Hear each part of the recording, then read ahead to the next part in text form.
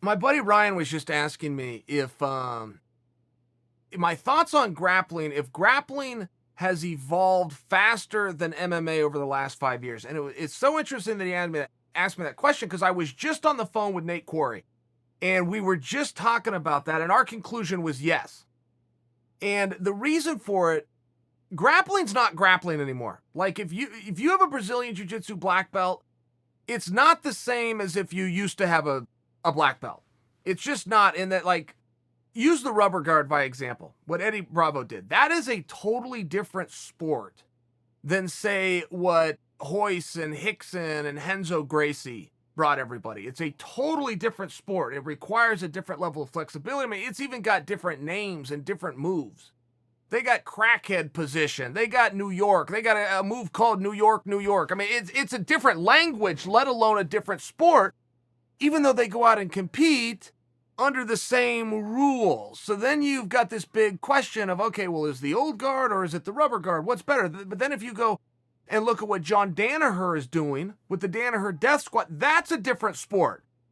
You could have a black belt in jiu-jitsu and walk in and not be able to finish a class with John Danaher. Like not even know what it is he's calling for and what he's saying.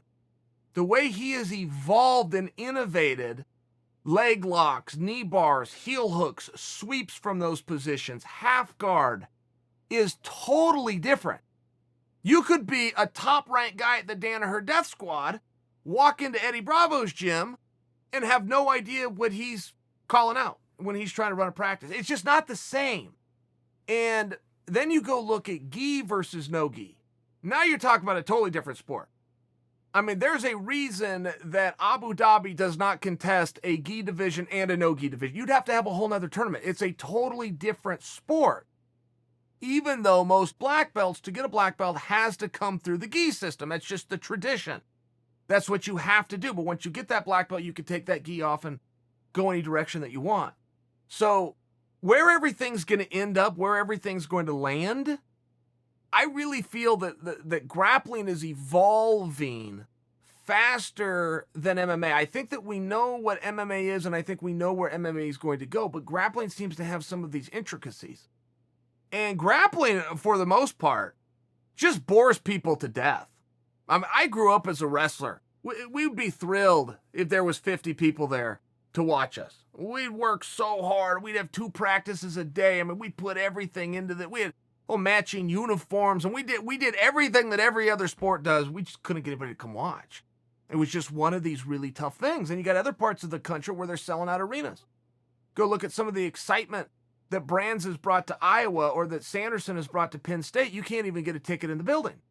It's just one of these things. But I think to answer Ryan's question and to piggyback it off a conversation I just had with Nate, if you go and look at the different moves that are being done and you look at the way that things are evolving, I can remember a time, guys, when if you were in half guard, you were in half a damn position.